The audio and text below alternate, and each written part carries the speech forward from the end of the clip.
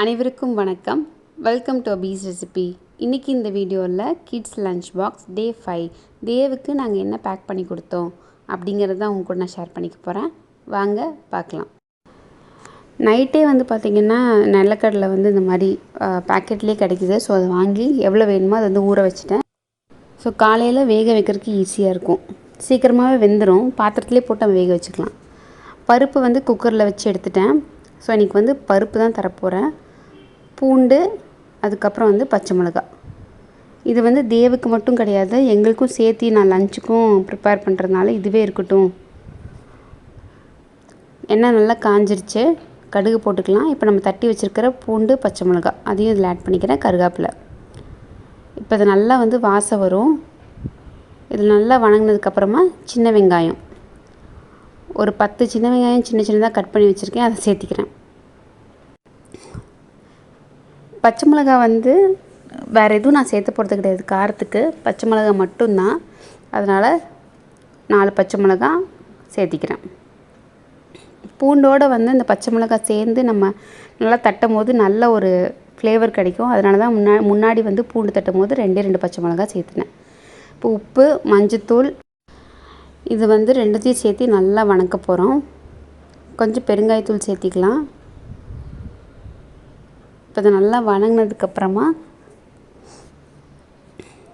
நம்ம வேக வச்சுருக்கிற பருப்பு. இதில் நான் தக்காளி எதுவுமே சேர்த்து போகிறது கிடையாது. ஸோ தக்காளி இல்லாமல் தான் செய்ய போகிறேன். டேஸ்ட் ரொம்ப நல்லாயிருக்கும். ட்ரை பண்ணி பாருங்கள். ஆல்ரெடி நம்ம பருப்பு வெந்துருச்சு. ஸோ இது நம்ம வெங்காயம் போட்டிருக்கிற பச்சை மிளகாய் அந்த இதோடு கலந்தால் மட்டும் போதும். ஒரு கொதி வந்துருச்சு அப்படின்னா நம்மளுக்கு பருப்பு ரெடி ஆயிரும். நான் எங்களுக்கு தனியாக எடுத்து வச்சுட்டு அதே பாத்திரத்தில் சாப்பாடு அவனுக்கு வச்சதில் போட்டு நல்லா மிக்ஸ் பண்ணிக்கிட்டேன். நல்லா மிக்ஸ் பண்ணிவிட்டு கொஞ்சம் நெய் போட்டுக்கிட்டேன். அப்போ தான் நெய் எல்லா பக்கமும் நல்லா ஸ்ப்ரெட் ஆகும். பொரியல் பீட்ரூட் பொரியல் எனக்கு ரொம்ப பிடிக்கும். இந்த மாதிரி கட் பண்ணி போட்டுருந்தா தான் பிடிக்கும். நம்ம துருவி செஞ்சால் அவனுக்கு பிடிக்காது. ஸோ ஒரு கடாயில் எண்ணெய் ஊற்றி கடுகு போட்டுக்கலாம், கருவேப்பிலை சேர்த்திக்கலாம். இப்போ பீட்ரூட் போட்டுக்கிறேன். கொஞ்சம் உப்பு. இப்போ இந்த எண்ணெயிலேயே இது கொஞ்சம் நல்லா வணங்கணும். அதுக்கப்புறம் நம்ம தண்ணி ஊற்றி இதை நல்லா வேக வச்சுக்கலாம். காரத்துக்கு கொஞ்சம் சாம்பார் தூள் மட்டும் போடுவேன். கொஞ்சம் மஞ்சத்தூள், கொஞ்சம் சாம்பார் தூள்.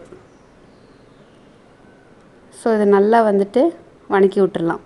இப்போ தேவையான அளவு தண்ணி ஊற்றி, ஓரளவுக்கு கம்மியாகவே தண்ணி ஊற்றி நல்லா வேக வச்சுருங்க. அவனுக்கு தேங்காய் போட்டால் பிடிக்காது, அதனால் நான் தேங்காய் சேர்த்தலை. இது தண்ணி மட்டும் ஊற்றி நல்லா கொதிக்க வச்சுக்கிட்டேன். ரொம்ப சிம்பிள் தான். பீட்ரூட்னால் ரொம்ப பிடிக்கும் அப்படிங்கிறதுனால இது செஞ்சு கொடுத்துருக்கேன். உங்கள் குழந்தைங்களுக்கு என்ன பிடிக்கும் அப்படின்னு கமெண்ட்ஸில் சொல்லுங்கள். ஸ்நாக்ஸ்க்கு பார்த்திங்கன்னா நல்லா வேக வச்ச வேர்க்கடலை. லஞ்சுக்கு பார்த்திங்க அப்படின்னா பருப்பு சாதம்.